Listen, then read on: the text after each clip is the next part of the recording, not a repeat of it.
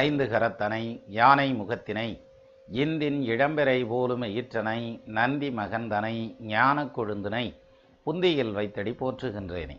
வணக்கம். இந்த கல்யாணம் லேட் ஆகிறத பற்றி மேரேஜ் டிலேன்னு சொல்லி ஒரு வீடியோ போட்டிருந்தோம். அதுக்கான ஃபேஸ்புக் பதிவில் அந்த ஜாதகத்தையும் கொடுத்துருந்தேன். அதில் நம்ம நேயர் ஒருத்தர் கொடுத்துருக்காங்க. அதாவது எப்படி கொடுத்துருக்காருன்னா, முதல்ல அவர் தங்கிலீஷில் அடிச்சிருக்காரு. தங்கிலீஷில் அடிக்கிறத படிக்கிறதே இல்லை, பட் இருந்தாலும் இவரோடது கண்ணில் பட்டுருச்சு. ஆனாலும் அதுக்கு பதில் சொல்லணுங்கிறதுனால சொல்கிறேன். ஏன்னா அவருக்கு மட்டும் இல்லை, நிறைய பேர்த்துக்கு அந்த சந்தேகம் வந்துடக்கூடாது இல்லையா, அதுக்காக. அதாவது அவர் கொடுத்துருந்த கமெண்ட்டை ஃபஸ்ட்டு படிச்சிடுவோம். இப்படி ஒருவருடைய ஜாதகத்தை எல்லாம் விட்டு அவரை அவமானப்படுத்த வேண்டுமா? கொஷின் மார்க்கு பிராக்கெட்டில் இன்வெர்டட் கமாவில் ஒய் திஸ் கொலவெரி, எதுக்கு உனக்கு இந்த கொலவெரி? This is someone private life, இது அடுத்தவருடைய தனிப்பட்டது ஒரு வாழ்க்கை. If you want to give protection, give her in personal. No need to contest like this in Facebook and take classes in YouTube about the same horoscope. ஃபேஸ்புக்கில் அதை கொண்டு போய் விட்ற, யூடியூப்பில் வச்சு கிளாஸ் எடுத்துக்கிறக்க, ஒரு தனிப்பட்ட ஒருத்தருடைய லைஃப்பை பற்றின அனலைஸ் பண்ணுறதுங்கிறது அவங்கள்ட்ட தனியாக கூப்பிட்டு சொல்லியா, அதை விட்டுட்டு பப்ளிக்கில் தேரை இழுத்து தெருவில் விட்டுக்கிட்டு இருக்க அப்படின்ற மாதிரியான கொஷினோடு அவர் வந்திருந்தார். நியாயமான கேள்வி. ஏன்னா அவர் கமெண்ட் கொடுத்துருக்காரு, பட் அவர் பேரை சொல்கிற அளவுக்கு கூட கமெண்ட்டில் பேர் போடலை. சரி, அப்போது இதில் இந்த சந்தேகம், உங்கள் சந்தேகம் உங்களுடைய கேள்வி நியாயமானது சார். அதனால தான் உங்களுக்கு பதில் சொல்லணுங்கிற ஒரு எண்ணமே வந்தது எனக்கு. என்ன காரணம்னா, ஒருத்தருடைய பர்சனல் ஜாதகத்தை இந்த மாதிரி விடக்கூடாது, வாஸ்தவம் ஒத்துக்கலாம். ஆனால் இதை அவமானப்படுத்துறது மாதிரி அப்படின்னு சொன்னீங்கல்ல, இதில் யாரை அவமானப்படுத்திருக்கேன்னு கொஞ்சம் கண்டுபிடிச்சி சொல்லுங்களேன். அவங்க பேர், ஊர், இல்லை அவங்க இருக்கக்கூடிய பதவி. ஏன்னா நிறைய சம்பளம் வாங்குறாங்கன்னு சொல்லியிருந்தேன், நல்ல பெரிய பதவியில் தானே இருப்பாங்க. அதனால் அவங்களுடைய பதவி யார் என்னங்கிற விவரத்தை கொஞ்சம் சொல்லுங்களேன். அதான் வீடியோ இருக்குல்ல, பப்ளிக்காக தானே இருக்குது.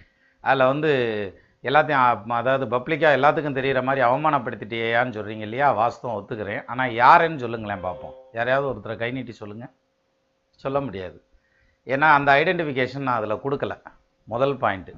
ரெண்டாவது பாயிண்ட்டு, இதை வச்சு அவங்க யார் என்னன்னு கண்டுபிடிக்க முடியாதுங்கிறது ஒரு பக்கம் இருக்கட்டும். இன்னொரு பக்கம் பர்சனலாக அவங்கள்ட்ட ஒரு பெர்மிஷன் வாங்கிக்கிட்டு தான் இதை நான் பப்ளிஷே பண்ணினேன், இல்லாட்டி பண்ண மாட்டேன்.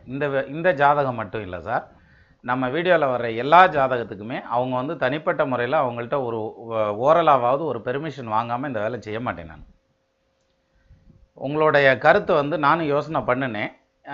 யோசனை பண்ணதுக்கப்புறம் தான் இந்த மாதிரி ஐடென்டிஃபிகேஷன் இல்லாமல் போட்டோம்னா நிறைய பேர்த்துக்கு அது ஒரு எஜுகேட்டிவாகவும் இருக்கும். நிறைய ட்ரெயினப் பண்ணிகிட்டு இருக்காங்க இல்லையா, அவங்களுக்கு எஜுகேட்டிவாகவும் இருக்கும் அப்படிங்கிற மாதிரியான ஒரு அமைப்பு. இன்னொன்று, நீங்கள் அந்த வீடியோவை திருப்பியும் கூட கேட்டு பாருங்கள், தெரியும்.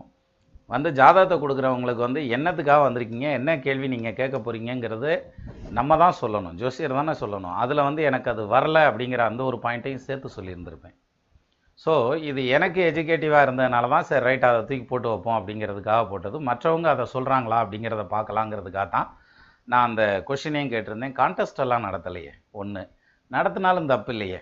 எப்படின்னா, நம்ம ஐடென்டிஃபிகேஷன் தான் கொடுக்கலையே. இப்போ நீங்கள் சொன்னீங்க வாஸ்தவம் ஒத்துக்கலாம், அந்த பொண்ணை கௌரவ குறைச்சலாக பண்ணிட்டீங்க அப்படின்னீங்க. யாருன்னு சொல்லுங்கள், யாராவது ஒருத்தரை கை நீட்டி சொல்லுங்கள், இவங்கள தான் நீங்கள் குறிப்பிட்டு சொல்லிட்டீங்க அப்படின்னு சொல்லுவாங்க. நம்ம வீடியோவில் எல்லாம் பார்த்தீங்கன்னா அரசியல் சம்மந்தப்பட்ட எதுவுமே வராது. இதுக்காக தான் அதெல்லாம் தொடரதே இல்லை. சரியா? இந்த ஐடென்டிஃபிகேஷன்லாம் வந்துருங்கிறதுனால தான் தொடரதில்லை. எனவே மொத்தத்தில் நீங்கள் கொடுத்துருக்க இந்த கைடன்ஸ் ரொம்ப உயர்வான ஒரு கைடன்ஸு சார், அதை நான் அக்செப்ட் பண்ணிக்கிறேன். ஆனால் நீங்கள் சொன்ன மாதிரி யாருடைய ஐடென்டிஃபிகேஷனும் இல்லாமல் தான் வரும். ரெண்டாவது, அவங்களுடைய பெர்மிஷன் இல்லாமல் நிச்சயமாக ஒரு ஜாதகம் கூட நம்ம சேனலில் பப்ளிஷ் ஆகாது. அவங்கள்ட்ட நிச்சயமாக கேட்டிருப்பேன். அதை கேட்டுட்டு அதை சரின்னு அவங்க சொன்னாங்கன்னா அது பப்ளிஷ் ஆகும். இல்லை வேணான்னு கூட சிலர் சொல்லுவாங்க, அதை அப்படியே விட்டுட்டு போயிட வேண்டியதான். அவ்வளோதானே தவிர மற்றபடி ஒருத்தரை கௌரவ குறைச்சலாக பண்ணுறதுக்கான அமைப்பு அப்படிங்கிற நோக்கம் அதெல்லாம் கிடையாது. இது ஒரு டைப்பு. இன்னொன்று இருக்குது, நீங்கள் இப்படி பப்ளிக்காக போடாதீங்கன்னு சொல்கிறீங்க. இன்றைக்கி ஒரு மெயில் ஒன்று வந்தது. அந்த மெயிலில்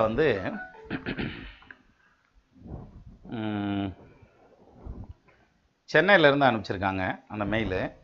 அவங்க ஒரு பெரிய தபால் அனுப்பிச்சிருந்தாங்க. அதாவது என்ன மாதிரி அனுப்பிச்சிருந்தாங்கன்னா, இதில் நிறைய எழுதியிருக்காங்க. இதை நான் படித்தேன்னு வைங்களேன், அது என்ன சொல்லுவாங்க, ஒருத்தரை வந்து ரொம்ப புகழ்ந்து சொன்னாக்க அவங்களுக்கு ஒன்று தலகணம் வந்துடும், இல்லாட்டி கௌரவம் வந்துடும் இல்லையா? அது மாதிரியான அமைப்பில் அவங்க எழுதி வச்சுருக்காங்க. அஃப்கோர்ஸ் அவங்க எழுதுனதை மதித்து நான் உங்கள்கிட்ட சொல்கிறேன். ஆனால் விஷயம் வந்து என்னென்னா, நான் எவ்வளோ பெரிய ஆள் அப்படின்னு சொல்கிறதுக்காக அந்த மாதிரியான பாயிண்டில் நீங்கள் எடுத்துக்கிறாதீங்க. அது தப்பாக புரிஞ்சுக்கிட்டீங்கன்னு அர்த்தம். இதில் அவங்க என்ன கொடுத்துருக்காங்கன்னா, 63 ஆண்டுகளுக்கு பிறகு ஒரு நல்ல ஜோதிடரை உலகுக்கு அறிமுகப்படுத்திய யூடியூபுக்கு நன்றி. அன்று குப்தர்களின் காலம் கோல்டேஜ் பொற்காலம் என்று அழைக்கப்பட்டது. இன்று வரலாற்றில் சின்ராஸ் என்ற வைரக்கிரீடம் ஜொலிக்கும் தமிழ் மக்களுக்கு பொற்காலமே. ஆடிக்காரில் பவனி வந்தாலே மண்ணை ஆளும் அரசனாக இருந்தாலும் படைத்த பிரம்மா ப்ளஸ் கற்றுக் கொடுத்த குரு, வளர்த்து ஆளாக்கிய தந்தை ப்ளஸ் தந்தை வாழ வைக்கும் மருத்துவர், மருத்துவருக்கு நிகராக வழிகாட்டும் ஜோதிட மகான், இது மாதிரி நிறையா எழுதியிருக்காருங்க. இது அப்படியே படிச்சுட்டே போனால் இங்கு சுய விளம்பரம் செய்யப்படும் அப்படிங்கிற மாதிரி ஆயிரும். அதனால் அது வேண்டாம். அப்படியெல்லாம் கொடுத்துட்டு அதில் ஒரு கவிதையெல்லாம் கூட எழுதியிருக்காரு. தாளை மடல் விடுக்க தாரை இதழ் விடுக்க வண்டினங்கள் இசைபாட தென்றல் தாளாட்ட என் பாட்டுடை தலைவனை என் பாட்டில் பொருள் வைத்தேன். தாயும் நீயே தந்தையும் நீயே சூழமும் நீயே சுற்றமும் நீயே எல்லாம் நீயே வாழ்க நின்புகள் பல்லாண்டு. தங்கள் சிற்பம் சிலைகள் தூரிகை இதழ்கள். சிற்பம் இதன் அருமை படைத்த சிற்பிக்கு தெரியும். சிலைகள் இதன் சக்தி படைத்த கர்ப்ப கிரகத்தில் உள்ள சிலைகள் உண்மையான பக்தனுக்கு தெரியும். தூய்மையாக ஏதோ கொடுத்துருக்காங்க. இதன் மகிமை ஒரு புலமை படைத்த ஓவியனுக்கு தூரிகை இதன் மகிமை ஒரு புலமை படைத்த ஓவியனுக்கு தெரியும். இதழ்கள் ரோஜா இதழ்கள்னு கொடுத்து இதன் மென்மை வாசம் புசிப்பவனுக்கு அல்லது ரசிப்பவனுக்கு இதை மகிமை புரியும் அப்படிங்கிற மாதிரி நிறைய என்னென்னமோ எழுதியிருக்காங்க. கண்ணாப்பினான்னு எழுதிட்டாங்க, நிறையா எழுதிட்டாங்க. இதெல்லாம் எழுதிட்டு அவங்க ஒரு வார்த்தை கொடுத்துருக்காங்க சார். அதுக்காத்தையும் இதை எடுத்தேன். அதாவது என்ன கொடுத்துருக்காங்கன்னா, யூடியூபில் எனது பெண்ணின் ஜாதகத்தை எடுத்துக்கொண்டு யூடியூபில் பதில் கொடுங்கள். எப்போது போடுகிறீர்கள் என்பதை மட்டும் எனக்கு ஒரு SMS அல்லது உதவியாளர் மூலம் தெரியப்படுத்துங்கள். இப்படி வந்து கொடுத்து அவங்களுடைய அதில் இன்னும் கொடுத்துருக்காங்க. கண்டு மகிழ்கிறோம், வாழ ஆசைப்படுகிறோம். தங்களுக்கும் ஒரு மகள் இருக்கலாம் அல்லது பேத்தி இருக்கலாம். என் மனநிலை புரியும், மன வேதனை புரியும். மன இறுக்கத்திற்கு மருந்து கொடுங்கள். வாழ ஆசைப்படுகிறேன். கோர்ட்டின் சுவர்களுக்கு கண் இருந்தால் என் மகளுக்காக கண்ணீர் சிந்தி இருக்கும். குழந்தைத்தனமான எனக்கு குழந்தை வேண்டாம், இனியும் சோதனை. அழுவதற்கு கண்ணில் கண்ணீர் இல்லை.